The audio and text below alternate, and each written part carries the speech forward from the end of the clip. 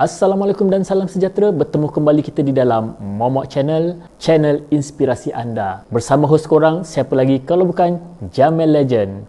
Terima kasih aku nak ucapkan kepada korang yang baru saja melawat ke Momok Channel. Momok Channel adalah sebuah perkongsian kisah-kisah inspirasi dan teladan. Malaysia merupakan antara negara yang telah mencatatkan jumlah kemalangan yang tinggi. Namun sedar atau tidak sedar, bukan semua punca kemalangan datang daripada kecuaian pemandu.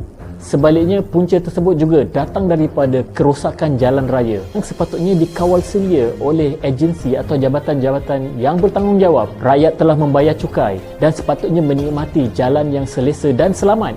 Namun sebaliknya, terdapat di antara kita yang terpaksa menukar nilai jalan raya tersebut dengan nyawa sendiri. Dan di sebalik keresahan ini, wujud seorang insan yang telah mengambil tanggungjawab selepas mengalami beberapa siri kehidupan sedih dalam hidupnya kerana kehilangan nyawa. Akibatnya tidak lain kerana kerosakan jalan raya yang tidak diselenggara dengan baik dan telah meragut nyawa mereka. Kini, beliau telah berjaya membina komuniti seluruh negara termasuk Sabah dan Sarawak yang terdiri daripada pelbagai kaum dengan menyampaikan mesej dan kesedaran dengan suara yang lantang dan tegas kepada agensi dan jabatan tentang penyelenggaraan serta pemantauan jalan raya di Malaysia. Mari kita dengarkan perkongsian daripada insan ini yang telah menghabiskan banyak masa, tenaga dan juga wang ringgit untuk mencapai mesej ini. Jom kita saksikan. Zas. Jangan lupa subscribe dan like dan tag.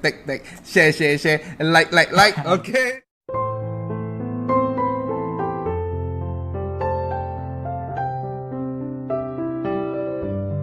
Testis 1 2 3. Testis 1 2 3. Bismillahirrahmanirrahim. Assalamualaikum warahmatullahi wabarakatuh kepada semua penonton terutama di Momok Channel. Saya Landu Zawawi ataupun nama sebenar saya Azlan Sani bin Zawawi. Landu ni samaran je lah kan.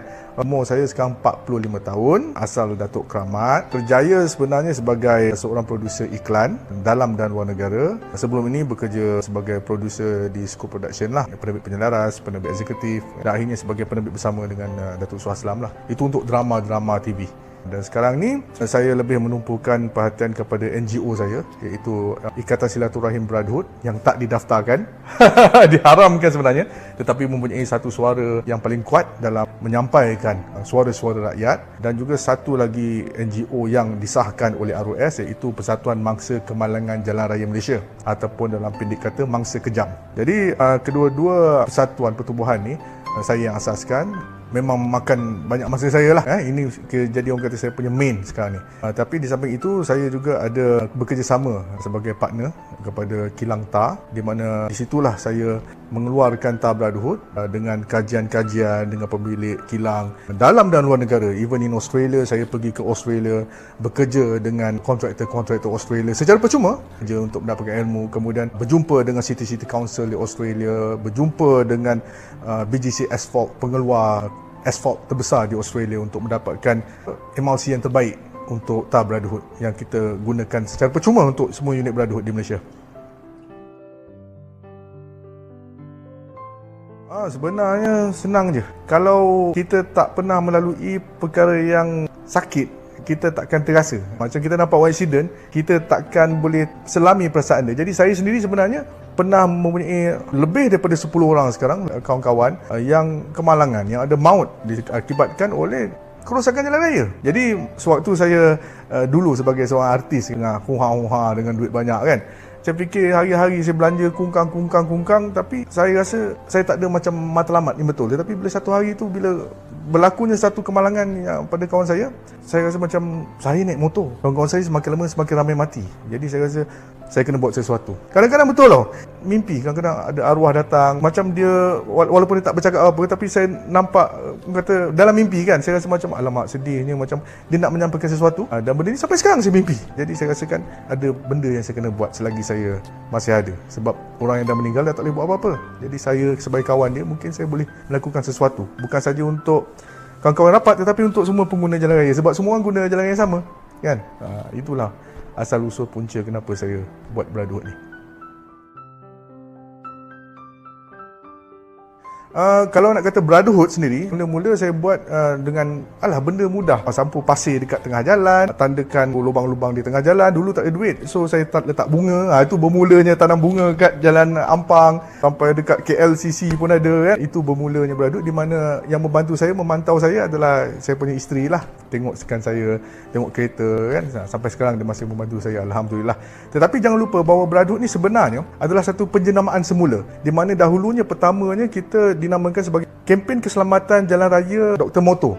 Itu di peringkat nasional dan juga peringkat antarabangsa, di mana kita bekerjasama dengan GV, Kayaba, Racing Boy, tim motor LCR Honda, Lucio Cicanello dengan saya. Saya memberitahu bagaimana nak memandu dengan betul, bagaimana nak menjaga kenderaan dengan betul, tukar minyak hitam, jaga brek, itu semua kita ajar. Kemudian kita berubah kepada satu lagi kempen keselamatan jalan raya yang kita namakan sebagai kempen keselamatan jalan raya Lanskopper Mamat. Watak saya dalam roda-roda Kuala Lumpur. Itu saya terangkan pula bagaimana kepentingan undang-undang, bagaimana lesen, kepentingan road tax, kepentingan insurans dan sebagainya. Nampak penjenamaan sudah berubah daripada memberitahu orang awam memandu betul-betul kepada kepentingan undang-undang, tetapi masih banyak lagi penunggang jalan raya yang menjadi mangsa di atas jalan.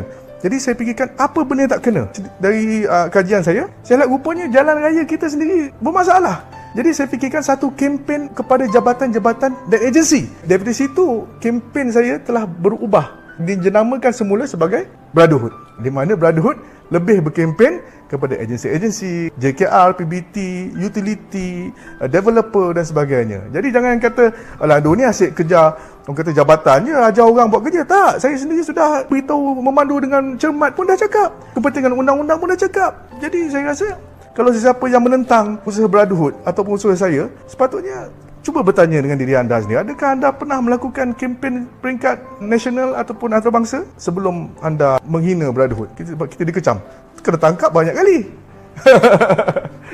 Ya.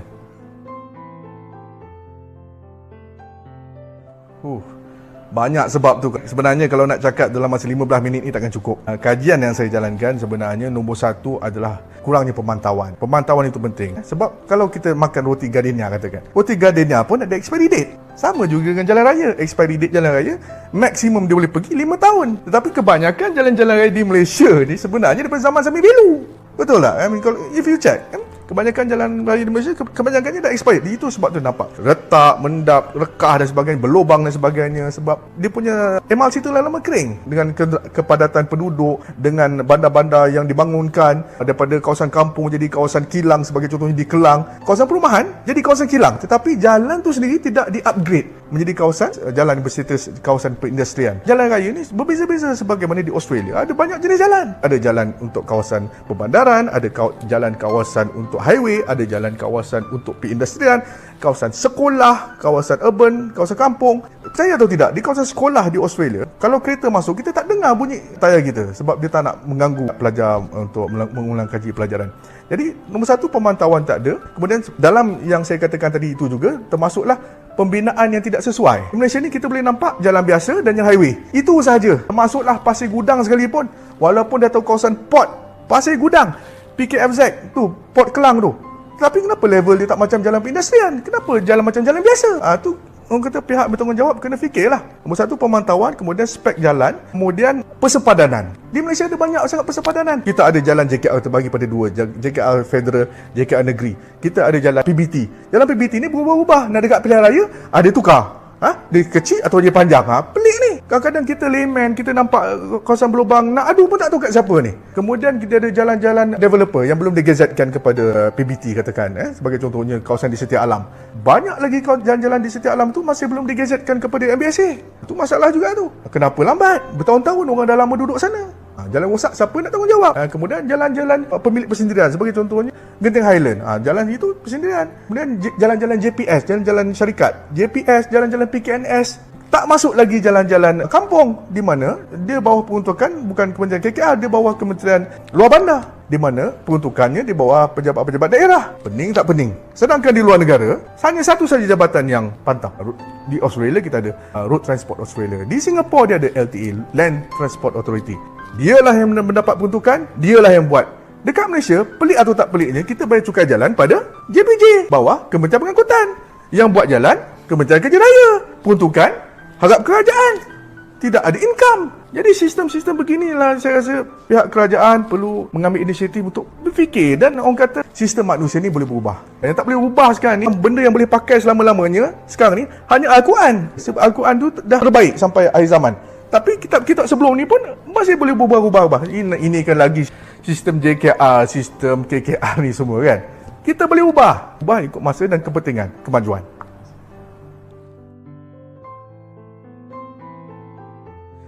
Banyak perubahan yang baik sebenarnya. Ini saya kena ucapkan banyak-banyak salut, banyak terima kasih terutama kepada pihak DBKL. Walaupun kata DBKL ni jalan tui kan. Saya ni tui depan rumah aku ni pun ada lubang-lubang ni kan. Tetapi masih ada penambahbaikan yang mereka lakukan. Sebagai contohnya nasihat yang saya sampaikan menggunakan PCC slab di manhole utility. Kan dulu banyak manhole pecah tahun 2015. Kemudian DBKL telah mengambil usaha inisiatif pertama di Malaysia untuk mengadakan PCC slab di mana lebih kuat, tahan lama dan lebih selamat untuk pengguna jalan raya. Kemudian juga banyak-banyak terima kasih kepada pihak KKR, Kementerian Kerja Raya yang menjemput saya kadang-kadang untuk perbincangan. Even JKR pun dah jemput saya berbincang. Cuma itulah saya katakan bahawa jemput-jemput sampai orang kata tertulisnya aku janji sifar pothole atas kapasiti kita berbincang bersama. Tetapi akhirnya lepas tu hilang, dan sekarang ni saya pun tak tahu apa jadi dengan aku janji sifar pothole tu. Saya pun dah tak tahu. Diorang banyak nak kempen nak buat kereta terbang sekarang, motor banyak terbang. Sebab lubang jadi apa-apa pun memang ada penambahbaikan.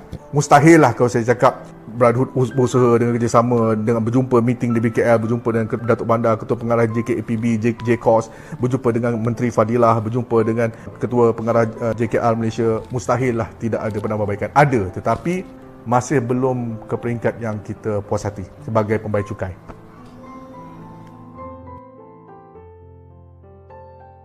Itu soalan yang very akademik sebenarnya. Bagus soalan ni, sangat bagus. Kenapa jalan kita bila orang tampal pecah balik? Okey, sebenarnya nombor satu, kesilapan dia adalah apabila pihak kontraktor yang melakukan kerja tampalan atau turapan, mereka menggunakan kualiti yang rendah. Sebagai contohnya, tag coat tu diorang banyak curi, diorang siram air banyak, ataupun tag coat tu dia tambah dengan air. Tag coat tu gam, dia punya bahan emulsi tu. Tetapi apabila campur dengan air, sebab tag coat dia mahal, tar tu sama je harga ikut tan. So menyebabkan dia tak lekat. Itu satu penipuan, termasuklah rasuah di dalam pembinaan jalan raya. Kemudian nombor dua adalah sistem kerajaan, sistem JKR sendiri yang melihat bahawa coal mix tampalan sementara ini perlu dibuat sekali lagi. Itu sistem di Malaysia.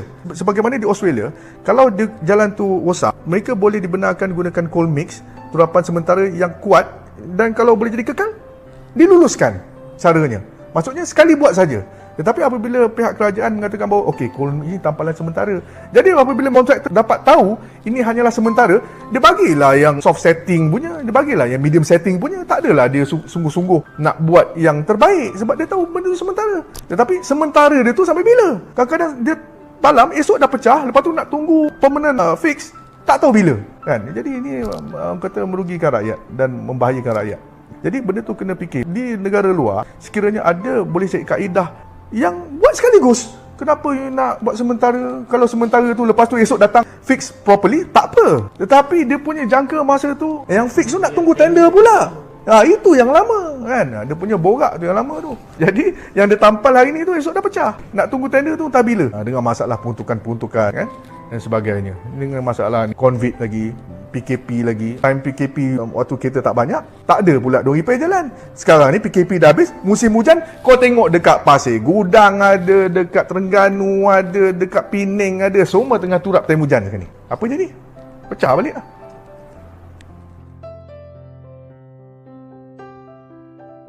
Kami tidak menerima derma, kami tidak meminta sedekah. Brotherhood menggunakan wang, masa, risiko sendiri. Sebenarnya wang itu sebenarnya itu nombor 2, nombor 3. Nombor 1 adalah risiko kami di atas jalan raya. Kadang-kadang saya kesian juga tengok Brotherhood ni. Yalah, mereka bukan orang senang-senang. Sanggup tengah malam cekam mata tinggalkan anak bini, jaga jalan, kawan-kawan nak turap lubang dekat tengah highway pun ada. Jadi nombor 1 adalah risiko nyawa. Dan saya ucapkan berbanyak-banyak jutaan terima kasih kepada semua unit-unit Brotherhood dan semua penyokong-penyokong Brotherhood yang mendoakan kami. Terima kasih banyak. Yang kedua tentang kewangan. Jadi sebenarnya saya sendiri yang main person lah untuk mendapatkan kewangan untuk Brotherhood seluruh Malaysia, iaitu dari segi pengeluaran TAR itu main thing lah. Kemudian cat, spray tu masing-masing lah, unit Brotherhood masing-masing keluarkan duit sendiri masing-masing.